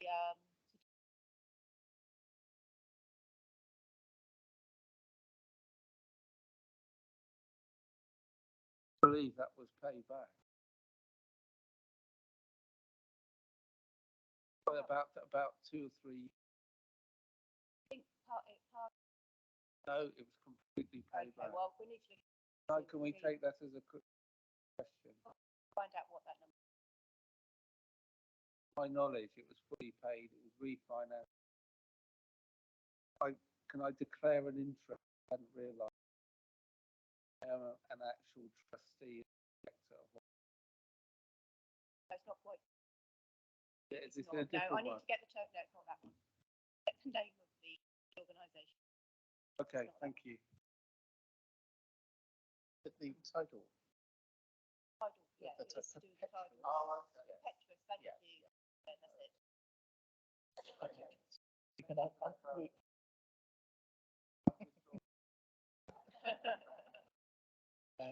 But those clarify. Any other questions? Note. That we note it. That noted. Thank you very much. We're then on to something that I know exercises me and Councillor Lilly as well. We're both very interested in risk. We're risky people. So we're on to the council's risk profile, which is at page 381 of the booklet. Is that with you, Ms. Darnell? Thank you, Chair. Thank you to the committee. This is the usual report that you get used to seeing Councillor Churchman. The risk register, as usual, has been through the corporate management agreement and owners for update. it's probably worth noting that the BCPs, sorry, the business continuity plans within that one are still outstanding, and it might be useful, Chair, if I could take a question back on your on that one. You may indeed that question back as to why they are not done, and can they by what date absolutely expect those to be. It does feel to me that they've been outstanding for a while. Thank you. That would be useful. Again, this is one that the Chair and I do meet regularly, go through, get in detail a bit more. And you'll notice this time that there are 2 new risks that have been added and brought to you. One of them is recognising the potential impact of the cost of living crisis to the council, activities for that. There's also one relating to the risk of our coastal defences. Again, as I said, both risks have been through the. What you'll also notice within the report that any changes to the existing risks within that are in italics, so that will draw your attention. I think one of the other things that I'll just point out this time is that we're going to be reviewing it for the next meeting a lot shorter. Historic stuff, which is usually context, time to take out now because it's getting longer and longer every month. That's okay with the. Therefore, unless there's any questions, the recommendation is that the out in appendix 1. I just extend upon the fact that we had a face-to-face meeting discussing these risk items. One thing, remember those who are Councillor Churchman, I'm very keen on what we approve being very useful, and I think some of that is being brevity, tightness to what they're aiming to achieve. So these 2 new ones that are coming on are quite lengthy, but we would expect those particularly to reduce in length as they mature in their use. One thing I alluded to in my annual report, but I'll mention now, I had a discussion with the Chief Executive about being able to observe CMT discussing its risk, not to take part in that discussion, but to observe how they have that discussion. She's very up for that. I am aware, though, that there's the potential for observer bias. It's a bit like Ofsted coming into the school. Everybody's working incredibly hard to talk about risk, but it is really important. I think at least I, as chair, but certainly has a really good understanding of how these things are being used in practice. Back to you when I've had the chance to do that. Very, very useful. I hope it will be. Certainly illuminating. Anyway, questions or comments on? Understanding members know it is. So we can be disapproving if we wish, I guess. But so, yeah. Councillor.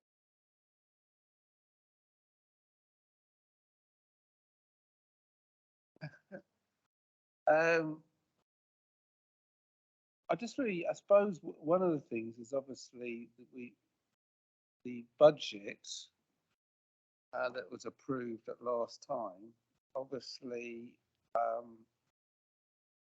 word is savings, isn't it, as opposed to the word cuts. But I relate my question really in page 19 of 32, which is page 405, right? Which was the achieving the vision of the island. Obviously, that is affected by the financial situation, hard decisions that we had to make regarding the project. And one of the things, because it says within some of the regeneration program, to deliver, there was major saving, quite significant regarding regeneration. So whether we just sort of note that and actually bring that up at future. But my question is how does budget hard decisions that really affect us achieving the vision of the That's an ongoing discussion coming in.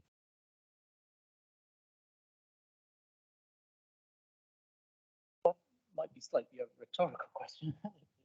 because of the work plans work that I think we can do as audit, dig into it exactly that. One of the things I'm sure officers want to comment in a moment, but one thing I'm aware of course, operations committee to revising the corporate plan, and in some ways that's the recutting of cloth, isn't it? But you're right, yeah. Just in that context, we agreed a motion at the about reducing working towards reduction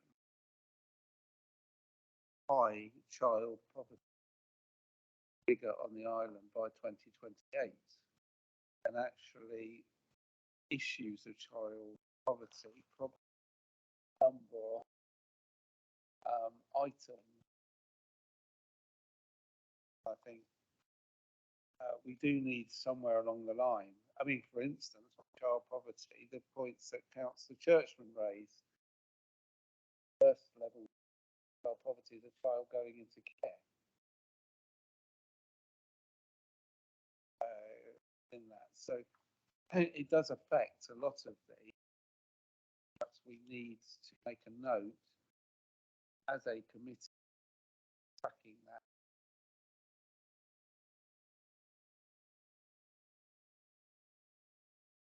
There is an officer who feels moment, but between us, the chair and the vice chair are very keen on certain aspects that we drive through on the plan, which I hope officers are aware of, so that gearing themselves up for that. Otherwise, the recommendation before us that we have. Is there anybody who feels can't agree? Otherwise, I'll put from the chair that we do accept the recommendation to this favour of that. Show unanimity. Look forward to our further discussions over the coming. Then we move to the chair's annual report.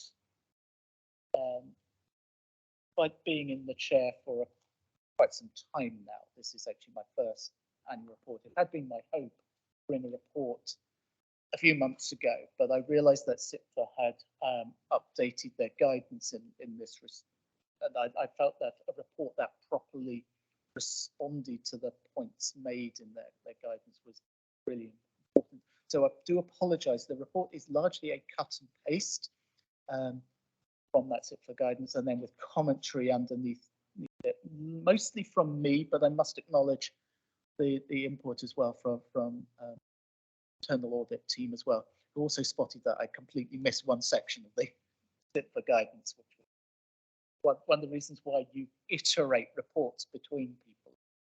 Miss things.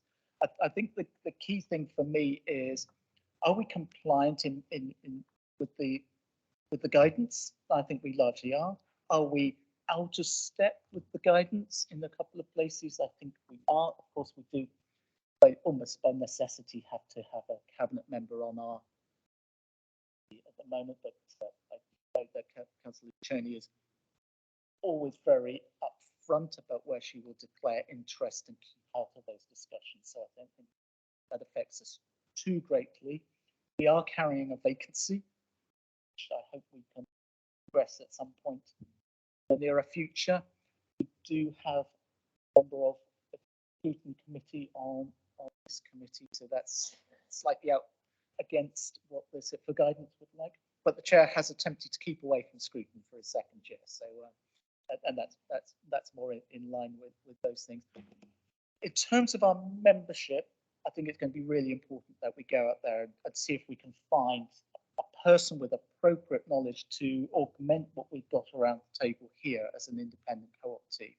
I know that was in place a few years ago and has been looked at before, has been difficult, I think, to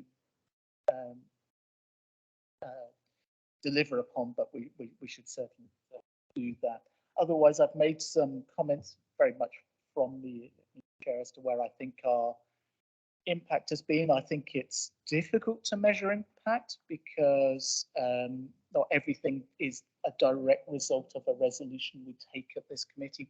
Often, I think, certainly with my discussions with officers, both before and afterwards, it's about what they've said that they have heard at committee, how they have been influenced in that.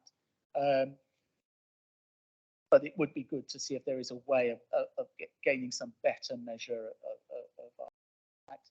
One thing that I have done, I've now had 2 of these meetings with our external auditors without anybody else present. Those have been very useful. I've invited them to be very candid about my performance as chair, and they've given me some helpful thoughts and tips on that. Later this year, I hope that we can expand that out to a whole committee meeting with our external auditors, which I think, Ms. Thompson, we are thinking for July. Is that right? So it will be, in order to enable them to arrive here without taking the earliest boat available, that we might look at slightly adjusting the time of the start of our committee on that day, just to allow for that. But I think that at least an annual candid discussion amongst all of us would be very valuable. Otherwise, questions and comments on my report? It's not compulsory, Councillor Lilly. Councillor Lilly. I was going to compliment you on the chair. I think one of the things that would be useful, because I think SEPA do some very useful training and sort of sessions, is to have an opportunity to look at what other authorities are doing regarding audit, and particularly look at good practice. As an island, we're quite often isolated. We can't sort of nip down the road or whatever or talk to authorities. We are quite isolated. And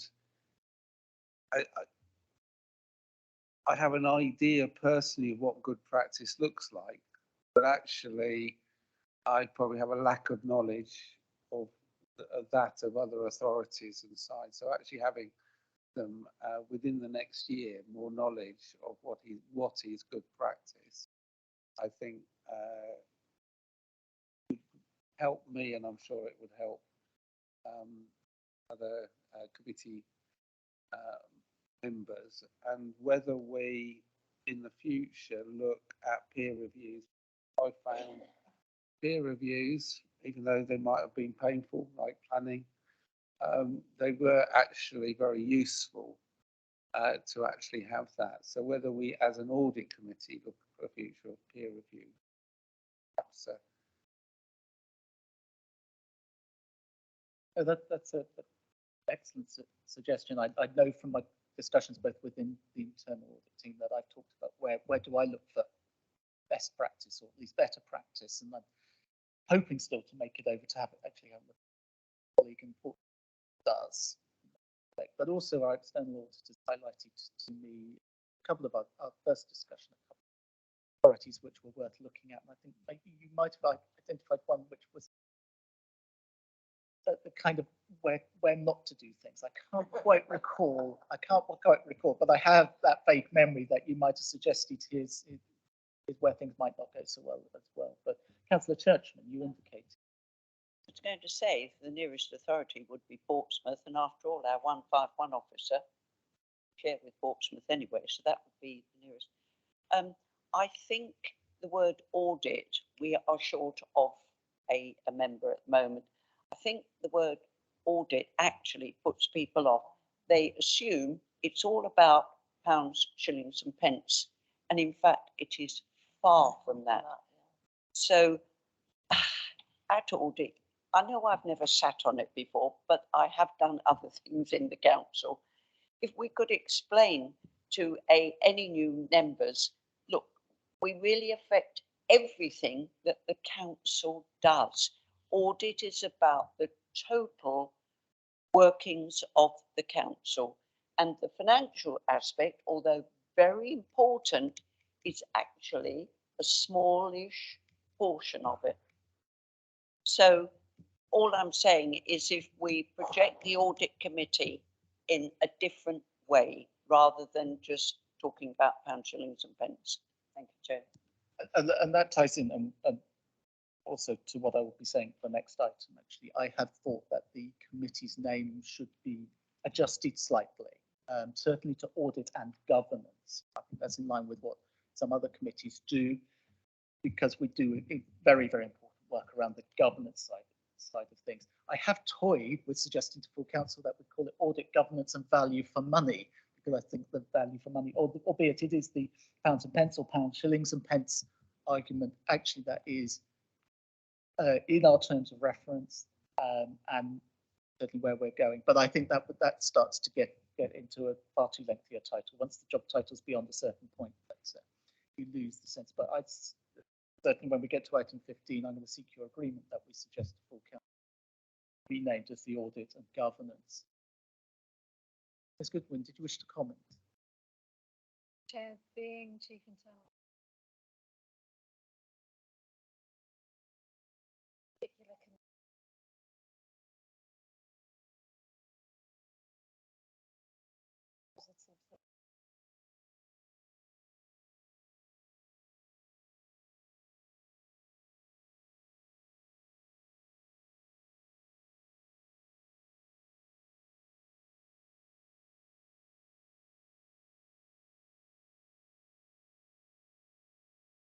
Auditing.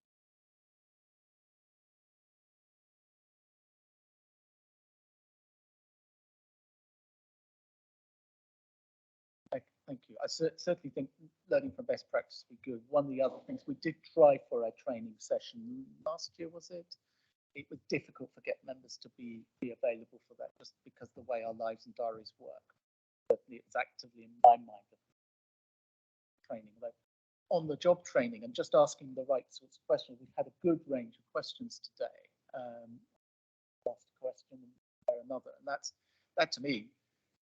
17 years, one way or another in local government, just ask the question. If it's on your mind, then it's a good question. Calls out certain aspects. But otherwise, I don't think I could make a recommendation on my own report, so I'll invite somebody else to make a recommendation that voted or otherwise. I'm happy to make a recommendation for noting the report. That's second. Take a vote on that, please. Vote on my own. But I will give myself a star along with everybody else. But I didn't propose a star. Oh, now I'm going to do that up to the ex officio. but seriously, and it's very helpful actually to have had those comments that we are trying to be the best audit committee that we can be. That self-assessment that myself and the vice chair completed with the internal audit, that was really helpful to have really quite candid discussion around things and really test how willing we were to mark ourselves up or down. And I certainly think this SIPFA guidance was very helpful to me. What we should be thinking about ourselves, but what I, as chair, and what we collectively should be thinking of in terms of the work we do, such as going and observing how people deal with risk from time to time. So anyway, I'll move us on. The review of the Constitution. The full council, of course, some time ago, reconfirmed the role of this committee in terms of review of the Constitution. It's not for us to review the Constitution, although we might wish to look at that at some stage. And I have toyed with the idea that there might be a subcommittee of this committee to more formally take that work on. I've had some very useful discussions with the monitoring officer, Mr. Potter. About 10 days ago, we spent a couple of hours, such was our enthusiasm for looking at the work that he's doing on reviewing and rewriting the Constitution, not to give us to change what we're doing, but to make sure it is as clear as possible, in as succinct as possible, with as little leeway, that kind of sort of where things have to be interpreted too much. So that work is very much underway, and it's a mammoth task for him to do. Imagine we'd spent 2 hours just discussing one part of the work that he's done. We're waiting upon planning colleagues to come forward with their recommendations around that arose out of the peer review, and that may indeed have to go straight to full council in May, the annual council. Any changes there? I'm very aware that the council restructure, the revision of the corporate plan may need to have there may be some aspects of that around what the constitution says as well.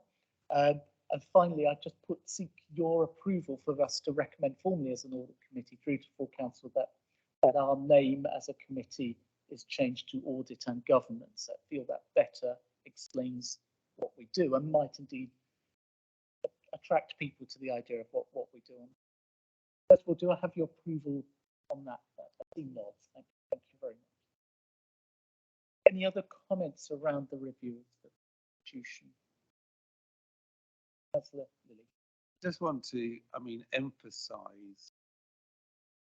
We know probably that the most controversy has been around planning, but it could be in other areas. I'm probably aware of this. Is that at times the constitution and the law get very blared, and we do spend a lot of time at different committees. I'm going to spend a lot of time tomorrow at planning over this blurring, which means that Mr. Potter has to spend a long time explaining everything to us, and some of us, even after that explanation, don't actually understand. And I think when we're actually looking at an audit point of view, we need to know that as 39 members, that we actually understand we're deciding. And that has become very blurred at meetings over the last year, particularly in my memory. I think we do need as an audit message through yourself, Chair, that if it's blurred, it's actually not helpful to actually making effective decision making.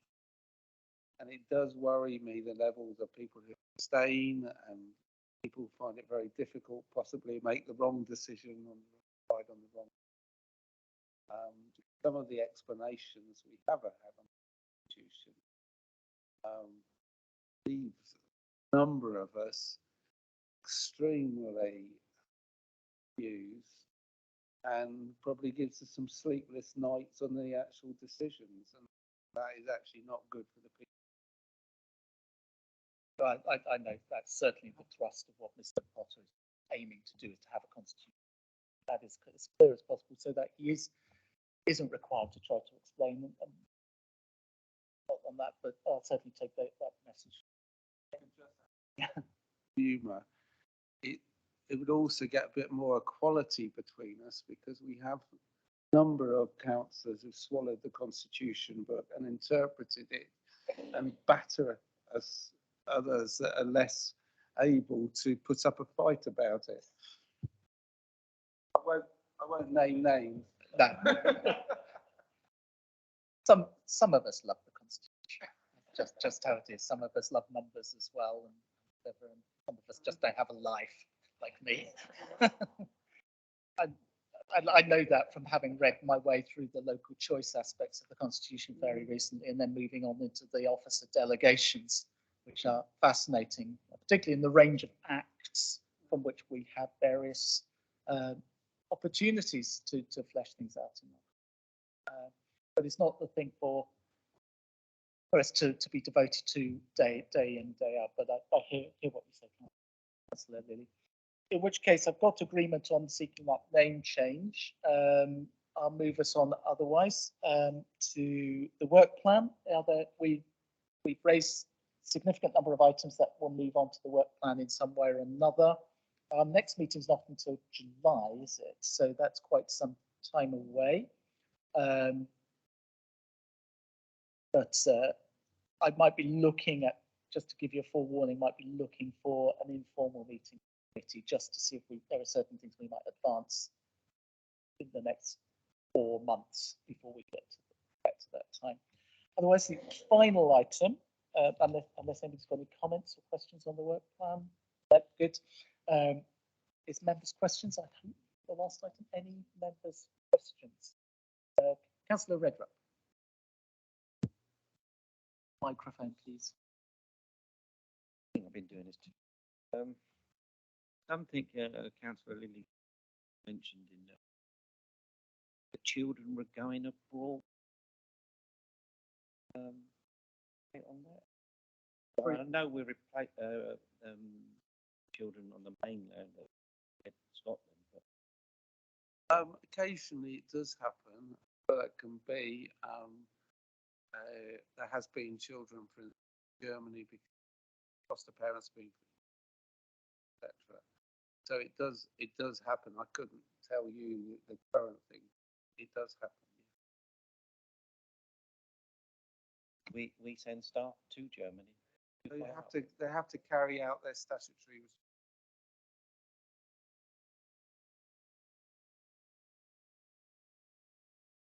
Otherwise, if there are no further members' questions, I will close the meeting at 6 minutes past noon. Thank everybody for their attendance, including a member of the press. It is great. I hope you found some interesting items on that. Safe journeys back to the mainland for those who do have to. And I won't leave the